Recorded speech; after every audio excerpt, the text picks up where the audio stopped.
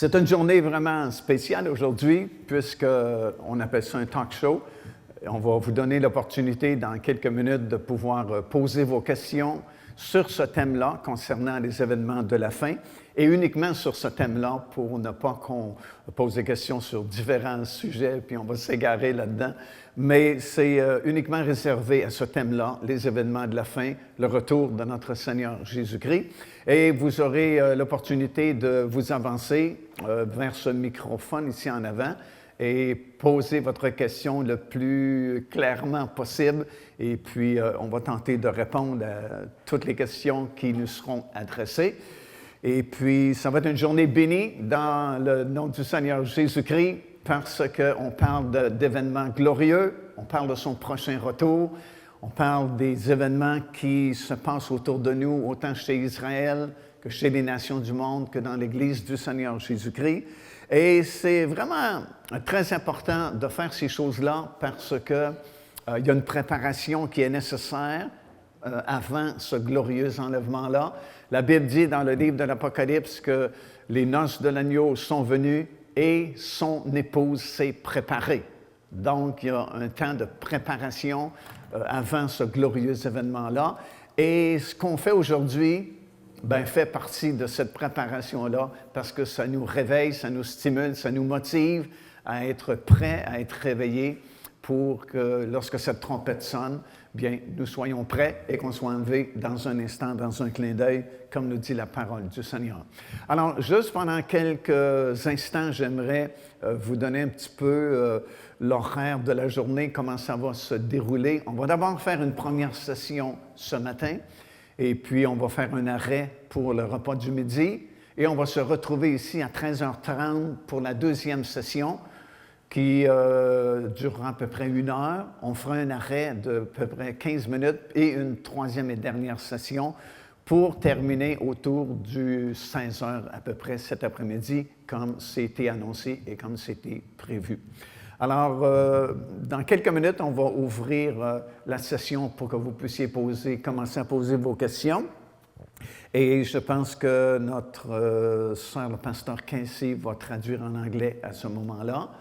Mais juste auparavant, j'aimerais juste vous mettre un petit peu dans le contexte de la journée et des choses que nous allons partager ensemble, bien sûr concernant le retour de notre Seigneur Jésus-Christ. Vous savez sans doute que nous sommes une génération vraiment particulière parce que à peu près tous les signes qui nous ont été donnés dans la parole du Seigneur pour nous prévenir de la proximité de son retour se sont accomplis dans à peu près une génération, notre génération.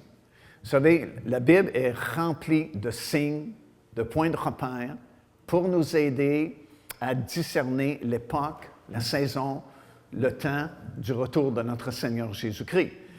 Et pendant presque 2000 ans, depuis le moment où Jésus est venu faire son ministère sur cette terre, il n'y a pratiquement aucun prédicateur, aucun pasteur qui pouvait se tenir un dimanche matin derrière son pupitre et dire à sa congrégation, « Regardez, voici un grand signe qui vient de s'accomplir, qui prouve que Jésus revient bientôt. » Parce que pendant presque 2000 ans, aucun signe prophétique n'est arrivé. Mais soudainement, dans les quelques dernières années qui sont derrière nous, presque à chaque semaine, il y a quelque chose qui se produit, il y a quelque chose qui arrive, où on peut dire, regardez, voilà un autre signe qui confirme que nous sommes vraiment proches du retour de notre Seigneur Jésus-Christ. Alors, ça veut donc dire que nous sommes une génération particulière, nous vivons dans un temps vraiment spécial, très important, un temps très critique, qui nous démontre encore une fois de plus que nous sommes la génération qui verra premièrement l'enlèvement de ceux qui sont prêts et le retour du Seigneur Jésus-Christ sur la terre pour établir son royaume. Ce qu'on va parler aujourd'hui, on va faire souvent référence à un livre en particulier dans la Bible, qui se trouve le dernier livre, qui s'appelle le livre de l'Apocalypse. Bien sûr, il y a beaucoup d'autres références auxquelles on va faire allusion, qui sont dans d'autres livres de la Bible, comme Daniel, Ézéchiel, Ésaïe, Jérémie, à peu près tous les prophètes, en fait, de l'Ancien Testament, ont de près ou de loin parlé concernant le retour du Seigneur et l'établissement du royaume de Dieu sur la terre. Parce qu'il ne faut jamais oublier que lorsque nous parlons du retour du Seigneur Jésus-Christ, nécessairement, nous parlons aussi de l'établissement du royaume de Dieu sur la terre, qui, lui, ne passera jamais, mais sera là pour l'éternité. Donc, on va faire référence à plusieurs livres de l'Ancien Testament et du Nouveau Testament, mais surtout, bien sûr, au dernier livre de la Bible, le livre de l'Apocalypse. Et je crois qu'en français, il y a très peu d'enseignements concernant le retour du Seigneur Jésus-Christ, très peu d'enseignements sur le livre de l'Apocalypse, ce qui fait qu'il y a beaucoup d'ignorance. Et quand il y a beaucoup d'ignorance, il y a beaucoup d'opinions qui sont émises par Pierre-Jean-Jacques, si vous voulez, qui dit « ben moi, je vois ça comme ça, moi, je vois ça comme ça ». Alors que l'important, c'est vraiment de savoir qu'est-ce que la parole de Dieu nous dit. Il y a plusieurs années, un grand évangéliste américain du nom de R. Roberts avait dit « Parmi les prédicateurs, il y a beaucoup d'échos, mais il y a très peu de voix. » Ce qu'il voulait dire, c'est que la plupart des prédicateurs répètent des messages qu'eux-mêmes ont entendus sans avoir vraiment fouillé les Écritures pour savoir si c'est vraiment la vérité, si c'est vraiment écrit dans la parole du Seigneur. Alors, c'est ce qu'on veut faire aujourd'hui, répondre à vos questions d'après ce qui est écrit dans la parole du Seigneur. Et pour bien comprendre le livre de l'Apocalypse, il faut vraiment respecter la division que Jésus lui-même fait de ce livre-là. Parce que lui-même a mis sa signature dans ce livre-là, le dernier livre de la Bible. Et dans le début du livre, lui-même va diviser son livre en 3 parties. Et si nous ne respectons pas cette division-là, c'est là que nous entrons dans beaucoup de confusion et beaucoup de difficultés à comprendre le livre de l'Apocalypse, tandis que si nous respectons la division du livre que le Seigneur lui-même nous a donné, ben c'est beaucoup plus facile à comprendre. Et cette division-là, où ces 3 parties du livre de l'Apocalypse sont mentionnées par le Seigneur Jésus lui-même dans l'Apocalypse, 1er chapitre et le verset 19.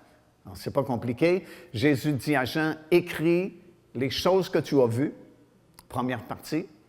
Deuxième partie, « Écris les choses qui sont ». Et troisième et dernière partie, « Écris au sujet des choses qui doivent arriver après elles ». Alors, c'est pas compliqué. 3 divisions dans le livre de l'Apocalypse. Les choses qui sont, les choses que tu as vues plutôt, les choses qui sont et les choses qui doivent arriver après elles. Les choses que tu as vues sont décrites dans le 1er chapitre du livre de l'Apocalypse. C'est la vision que Jean a vue de Christ ressuscité, qui ne ressemblait pas du tout au Jésus qu'il avait connu lorsqu'il a fait son ministère sur la terre pendant à peu près 3 ans. Puis on voit la description dans le 1er chapitre du livre de l'Apocalypse de ce Jésus-là. Il est totalement différent de ce que Jean avait connu. Les choses qui sont, deuxième partie, sont décrites dans le 2e et le 3e chapitre du livre de l'Apocalypse, et c'est l'histoire terrestre de l'Église. On a comme une vue panoramique et prophétique de toute l'histoire terrestre de l'Église. Ce que nous allons apprendre aujourd'hui, probablement, c'est que l'Église, ce n'est pas une institution éternelle. Ça n'a pas toujours existé, puis ça n'existera pas toujours non plus. Parce que dès que cette trompette va sonner et que les croyants qui s'étaient préparés seront enlevés dans les airs, il n'y en a plus d'Église. Parce qu'on n'aura plus besoin d'Église, on sera rendu au ciel avec notre Seigneur. Alors, vous avez dans le 2e et 3e chapitre l'histoire terrestre de l'Église depuis sa fondation dans la chambre haute, jusqu'au moment, justement, où cette trompette va sonner et que l'Église n'existera plus. Et là, la 3e et la plus longue division, et la dernière, couverte du 4e chapitre, 1er verset, jusqu'à la fin, 22e chapitre du livre de l'Apocalypse, ce sont des choses qui doivent arriver après elles. Après quoi? Après les choses qui sont. C'est quoi les choses qui sont? C'est l'Église, l'histoire terrestre de l'Église. Donc, si on comprend bien la division que Jésus lui-même fait de son livre, tout ce qui est écrit, à partir du 4e chapitre, 1er verset, jusqu'à la fin du livre, il n'y a rien de tout ça qui est encore arrivé, parce que ce sont les choses qui doivent arriver après les choses qui sont, c'est-à-dire l'histoire de l'Église. Autrement dit, tant que l'Église est ici sur la terre, tant que l'enlèvement des croyants n'a pas eu lieu, nous ne sommes pas encore dans les choses qui doivent arriver après les choses qui sont. Alors, si on comprend ça, c'est beaucoup plus facile de comprendre le livre de l'Apocalypse parce que là, il est écrit de façon chronologique et puis c'est plus simple aussi à comprendre. Alors, voilà, on va débuter si vous êtes prêts. Et ceux qui ont des questions, bien, vous n'avez qu'à vous présenter au microphone ici, puis on va tenter de répondre au meilleur de notre connaissance. Comment nous, tant que pasteurs, on doit préparer l'Église pour le retour de Jésus-Christ? Bien, premièrement, c'est en enseignant et en prêchant concernant le retour du Seigneur Jésus-Christ. Ce que je remarque, surtout du côté francophone, c'est qu'il y a très peu d'églises, justement, qui parlent des signes de la fin, qui parlent de l'enlèvement des croyants, qui parlent du retour du Seigneur Jésus-Christ. Je ne sais pas pourquoi exactement cette situation existe. Peut-être que parce qu'il y a eu tellement d'interprétations différentes concernant les prophéties de la fin que plusieurs pasteurs n'osent pas entrer dans ce sujet-là, dans ce thème-là. Mais c'est dommage parce que c'est par la prédication de la parole de Dieu qu'on peut le mieux préparer les gens parce que la parole, c'est puissant. Ce n'est pas juste un livre ordinaire, la Bible, mais c'est la parole de Dieu. Elle est vivante. Et puis, lorsqu'on prêche la parole de Dieu, ça crée toujours quelque chose de positif dans la vie des gens. Et ça motive les gens. Parce que la Bible dit, bien sûr, que la foi vient de ce qu'on entend, et ce qu'on entend vient de la parole. Alors, si la parole n'est pas prêchée sur ce thème-là, sur ce sujet-là extrêmement important à notre époque, bien, ça ne stimule pas la foi des gens. Et si la foi des gens n'est pas stimulée concernant le retour du Seigneur, bien, les gens ne se préparent pas. Et c'est particulièrement important aujourd'hui parce qu'il y a beaucoup d'insouciance aujourd'hui. Tu sais, on est à l'époque de la Odyssée, où Jésus a dit à son Église, tu n'es ni bouillant, ni froid, mais tu es juste tiède. Beaucoup d'indifférence, beaucoup de complaisance parmi les enfants de Dieu. Et si en plus, on ne prêche pas sur l'imminence du retour du Seigneur Jésus-Christ, bien, il n'y a pas de motivation, puis c'est la pire façon de ne pas préparer les gens, de ne pas prêcher régulièrement concernant le retour du Seigneur. Oui, pourquoi est-ce que Jésus est venu prêcher aux brebis perdues de la maison d'Israël? Bien, c'est qu'au tout début, quand le Seigneur Jésus-Christ est venu il y a 2000 ans passés, il venait chez les siens, chez le peuple juif, parce qu'il était le roi qui avait été prophétisé dans l'Ancien Testament. Alors, vous remarquez, au début, il ne venait que pour le peuple juif, et dès l'instant où il a débuté son ministère public, par le transfert sacerdotal qui s'est opéré au Jourdain entre Jean-Baptiste et Jésus, le message de Jésus, c'est « Repentez-vous, car le royaume des cieux approche ». Maintenant, ça faisait à peu près 400 ans qu'on ne prêchait plus concernant la royauté en Israël. Alors, Jésus venait pour être accepté comme roi par son peuple. Et si le peuple juif avait accepté Jésus comme leur roi il y a 2000 ans passés, le royaume de Dieu aurait été établi il y a 2000 ans passés sur la terre. C'est pour ça qu'il est venu prêcher aux brebis perdues d'Israël. Mais comme on sait, Israël a rejeté son roi durant cette fameuse journée où il a traversé au-dessus de la vallée du Cédron sur le pont qui, à l'époque, reliait la montagne des Oliviers à la porte dorée, qui donnait accès à l'esplanade du Temple. Et l'ayant rejeté, ben, c'est comme si Israël est tombé dans l'aveuglement, l'endurcissement, pour permettre aux nations du monde d'être sauvées. Parce que la Bible dit qu'à partir de ce moment-là, quiconque invoquera le nom du Seigneur sera sauvé. Mais lorsqu'il va revenir, en fait, dans Romains chapitre 11 et le verset 25 jusqu'à 27, ça nous dit clairement qu'il y a un certain nombre de non-juifs qui sont appelés, qui doivent être sauvés. Et Paul dit, lorsque la totalité des païens, c'est-à-dire des non-juifs, sera entrée dans l'Église du Seigneur Jésus-Christ, alors viendra la fin. Le libérateur viendra de Sion et puis ça va être l'établissement du royaume de Dieu sur la terre.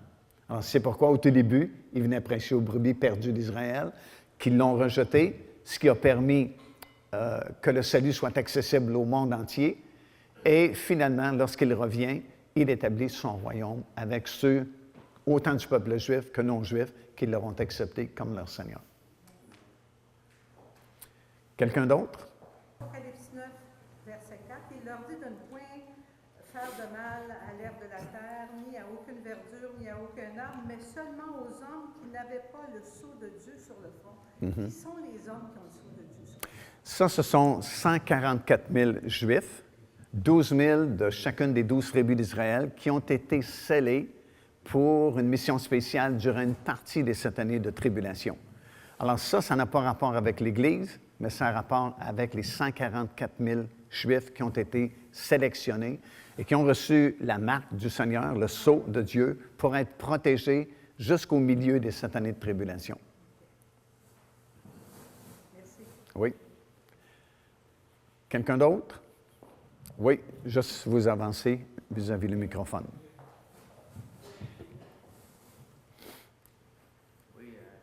Bien, se préparer veut simplement dire, tu sais, avec le Seigneur, c'est toujours une question de cœur. Ce n'est pas une question d'œuvre, ce n'est pas une question de combien d'âmes qu'on a amenées au Seigneur ou combien d'exploits qu'on a accomplis. Avec le Seigneur, c'est toujours une question de cœur. Alors, lorsqu'on parle de préparation, d'être préparé pour cet événement-là, c'est que notre cœur soit droit avec le Seigneur. Dans le problème des derniers jours concernant l'Église, c'est que dans Matthieu chapitre 25, l'Église est présentée comme 10 vierges qui sont parties à la rencontre de l'époux. Les 10 semblaient identiques à l'apparence. Ils sont habillés de la même façon. Les 10 ont une lampe. Les 10 avaient de l'huile au tout début. Alors, en apparence, si tu regardes aux 10 vierges ou l'ensemble de l'Église, elles sont toutes identiques. Elles semblent toutes pareilles. Sauf qu'on a réalisé un petit peu plus tard dans Matthieu 25 qu'il y en avait la moitié de ce groupe-là qui n'était pas prêt, qui ne s'était pas préparé, parce que justement, quand on a crié « Voici l'époux », le Seigneur, là, c'est pas bientôt qu'il revient, il arrive, tout le monde s'est réveillé dans l'Église, mais tu en as la moitié qui ont réalisé qu'ils n'ont plus d'huile dans leur lampe. Alors, c'est une question de préparation de cœur. Autrement dit, les vierges folles qui ont manqué l'enlèvement, c'est des gens qui fréquentent quand même l'Église, c'est des gens qui ont été sauvés, c'est des gens qui connaissent, jusqu'à un certain point, tout le roulement de l'Église, qui viennent aux réunions, assistent aux réunions, mais leur cœur n'est pas dans l'affaire. Tu sais, ils vont chanter, mais ils vont chanter par habitude. Ils viennent à l'Église, mais ils viennent à l'Église comme on allait autrefois dans nos anciennes religions assister à un culte, mais le cœur n'est pas dans l'affaire. Alors, c'est pour ça qu'il faut se réveiller par, justement, la prédication de la parole de Dieu pour ramener notre cœur dans l'affaire. Et le cœur dans l'affaire, ça ne veut pas nécessairement dire de payer 10 heures par jour. Non, c'est ça. Ce n'est pas une question d'œuvre avec le Seigneur. C'est une question de disposition de notre cœur. Tu sais, chacun de nous, on sait si on sert le Seigneur de tout notre cœur ou si on est un petit peu négligent, insouciant, puis qu'on est religieux, entre guillemets. Alors, c'est tout simplement ça que ça veut dire. Ça peut être considéré comme une œuvre. Quelqu'un qui paye 10 heures par jour, qui sont obligés de payer 10 heures par jour, ça peut être Ouais. considéré comme une œuvre. C'est ça, il faut faire la distinction entre servir le Seigneur de tout notre cœur ou faire des œuvres.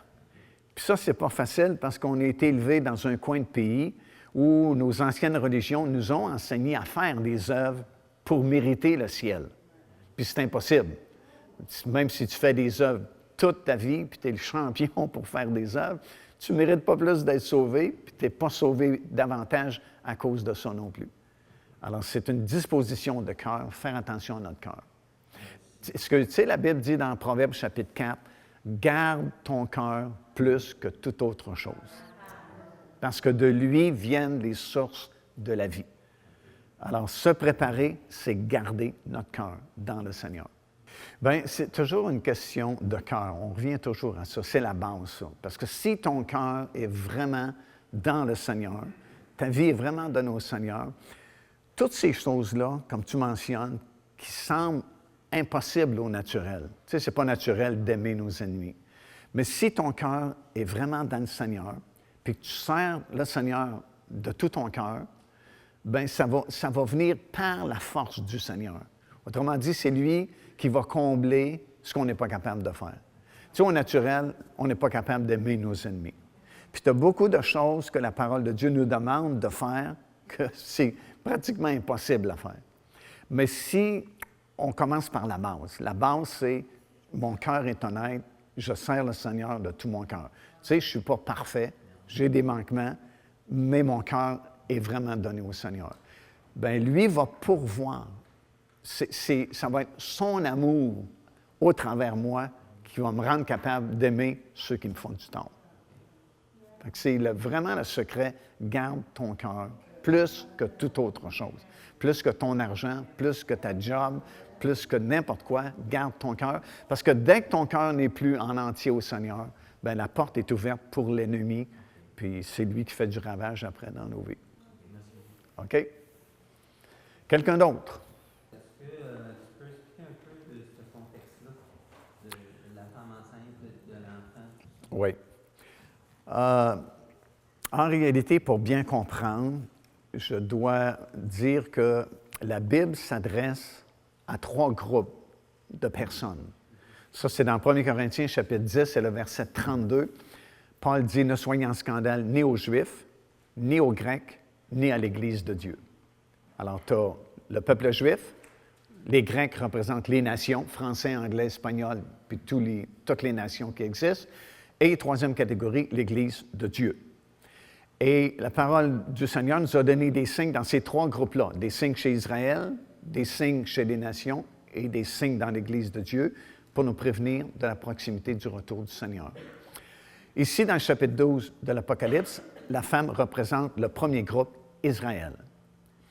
Pourquoi est-ce qu'on sait que la femme représente Israël? À cause du symbolisme qui est décrit dans le chapitre 12 avec les 12 étoiles, la lune, le soleil. C'est la même chose que le songe ou le rêve de Joseph lorsqu'il a vu ses frères se prosterner devant lui. C'est le même langage. Alors, on sait que, d'une part, c'est Israël à cause de ça. Deuxièmement, on sait que c'est concernant Israël parce que la femme ne peut pas représenter l'Église parce que l'Église n'existe plus à ce moment-là à partir du 4e chapitre. L'enlèvement a déjà eu lieu et puis c'est sûr qu'il va rester des religions. Le monde est plein de religions. Et tu vas en voir au milieu des 7 années de tribulation le faux prophète qui va créer une espèce d'amalgation de toutes les religions du monde dans une fausse religion, une fausse idée comme Babylone la religieuse. Alors, ça ne peut pas représenter l'Église parce que la femme s'enfuit au désert. Premièrement, l'Église n'est plus là, puis l'Église ne s'est jamais enfuie au désert non plus. Alors, ça représente Israël qui va fuir au désert. Si tu prends les autres versets qui parlent de la fuite d'Israël au désert, il faut que ce soit justement au désert. Deuxièmement, il faut que ce soit dans les montagnes, comme Jésus l'a mentionné. Et puis, chose curieuse, là, quand on parle du 12e chapitre du livre d'Apocalypse, on est exactement au milieu des 7 années de tribulation. Et au milieu des 7 années de tribulation, c'est le moment où l'Antéchrist, qui avait déjà signé ce traité de paix et de sécurité 3 ans et demi auparavant, réussit finalement à devenir le gouvernement mondial. Il prend possession là, du contrôle mondial à ce moment-là. Malheureusement, il y a quelqu'un qui va l'assassiner, mais il revient miraculeusement, semble-t-il, à la vie. Et les gens sont dans l'admiration et l'étonnement. Et puis là, on dit qui est semblable à cet homme qui a la blessure mortelle et qui pourtant vit quand même. À ce même moment-là, tu as un deuxième personnage satanique qui fait son apparition soudainement, que la Bible appelle le faux prophète, qui saisit ce moment-là et puis impose la marque de la bête, 666, fait une image de la bête qui est capable de parler, qui est établie sur le temple. L'Antéchrist lui-même, qui est revenu à la vie, va s'asseoir dans le lieu très saint du temple et va se proclamer lui-même Dieu. Et le faux prophète demande à ce qu'on adore cette image-là qui est installée sur l'esplanade du temple. Alors, chez les Juifs, on sait très bien que ça ne peut pas être leur Messie, parce que 3 ans et demi auparavant, ils avaient bel et bien accepté cet homme-là comme leur Messie. Alors, si vous allez en Israël présentement, il y a une grande effervescence parmi les enseignants, parmi les rabbins, qui prêchent beaucoup que le Messie est sur le point de se manifester en Israël. On prêche beaucoup qu'on est dans un temps messianique où le Messie enfin va arriver. Parce que pour Israël, ils ont rejeté le Messie quand il est venu il y a 2000 ans, donc ils attendent encore leur Messie. Lorsque cet homme va soudainement faire émergence au Moyen-Orient et va réussir ce qu'aucun gouvernement américain n'a réussi jusqu'à présent, c'est-à-dire faire signer un traité de paix et de sécurité pour une période de 7 ans, ça c'est Daniel chapitre 9, verset 27, pour Israël, ça sera leur Messie. Mais là, 3 ans et demi plus tard, ils réalisent bien que ça ne peut pas être leur Messie, pour plusieurs raisons, mais la principale, parce que le faux prophète fait une image de la bête, de l'Antéchrist, et demande l'adoration du peuple juif et du monde entier vers cette image-là. Or, le 2e commandement de Dieu, que la religion a enlevé parce que ça les condamnait trop, dit très bien de ne pas se faire d'image taillée, ni de représentation de choses qui sont dans le ciel et sur la terre, de ne pas s'agenouiller devant ça et de ne pas invoquer ces images-là. Alors, on l'a enlevé, la religion dite chrétienne, entre guillemets, a enlevé le 2e commandement de Dieu, puis ils savaient que tout le monde savait qu'il y avait 10 commandements, alors ils ont fait 2 commandements avec le 9e pour rebalancer à 10. Mais en Israël, on n'a jamais enlevé le 2e commandement. Puis si vous allez dans votre Bible, le 2e commandement, c'est ce que je viens de mentionner. Tu ne te feras point d'image taillée et tu n'adoreras pas ces choses-là. Alors, lorsqu'on demande l'adoration de l'image de l'Antéchrist, bien, tous ceux qui vont avoir du discernement spirituel en Israël vont bien savoir que ça ne peut pas être leur Messie parce qu'il contredit directement la parole de Dieu. Alors, ceux qui vont avoir ce discernement-là spirituel parmi le peuple juif vont pouvoir fuir au désert et être cachés dans une ville de refuge que Dieu a déjà préparée d'avance, qu'on pense être la ville de Pétra, dans la région de la Jordanie. Parce que de toute façon, le seul endroit où certains Juifs pourront fuir à ce moment-là, curieusement parlant, ce sera la Jordanie. Parce que c'est le seul pays qui va échapper au contrôle de l'Antéchrist. La Bible dit qu'à partir du milieu des 7 années de tribulation, lorsque cet homme devient le gouvernement mondial, il contrôle le monde entier, sauf le pays de la Jordanie. Ça, c'est dans Daniel, chapitre 11, versets 40 et 41. Ça dit que Édom, Ammon et Moab vont échapper au contrôle de l'Antéchrist. Maintenant, Moab, Édom et Ammon, c'est l'ancien territoire de la Jordanie, qu'on appelle la Jordanie aujourd'hui. Et c'est dans le sud de la Jordanie, qui est le territoire d'Édom, que se trouve la fameuse ville de Pétra, qui est littéralement une forteresse naturelle qui a été construite à même le roc de ces montagnes-là dans le sud de la Jordanie. Et c'est dans cet endroit-là que pendant les dernières 3 années et demie des tribulations, qu'Israël, en partie, sera caché comme une ville de refuge. Comme il y avait des villes de refuge dans l'Ancien Testament, il y en avait 3 du côté ouest du Jourdain, 3 du côté est du Jourdain, bien, c'est comme une ville de refuge. Alors la femme, dans chapitre 12 d'Apocalypse, représente cette portion-là d'Israël qui fuit dans le désert et qui va passer les dernières 3 années et demie dans cette région-là. Et l'enfant? L'enfant mâle qui est né, on entend souvent que ça fait référence à Christ, mais ça ne comptera pas vraiment avec les divisions du livre de l'Apocalypse, qui est une division chronologique, comme j'ai mentionné au début de cet enregistrement-là. Donc, ça veut dire qu'à partir du 4e chapitre jusqu'à la fin, c'est des choses à venir. Alors, ça ne peut pas être vraiment Jésus-Christ, ça ne peut pas représenter la naissance de Jésus-Christ qui est enlevé au ciel, mais l'enfant mâle que la femme a donné naissance à cet enfant mâle représente justement les 144 000 Juifs qui ont été scellés au chapitre 7, qui sont protégés, comme on a entendu tout à l'heure au chapitre 9, contre les fléaux qui tombent à ce moment-là, mais qui sont enlevés au ciel à partir du 12e chapitre. Et vous allez les retrouver, ces 144 000-là, sur la montagne de Sion, dans le ciel, dans le chapitre 14, au début du chapitre 14 du livre de l'Apocalypse. 144 000. Oui, OK. exactement. Ben, merci beaucoup. D'accord? Quelqu'un d'autre?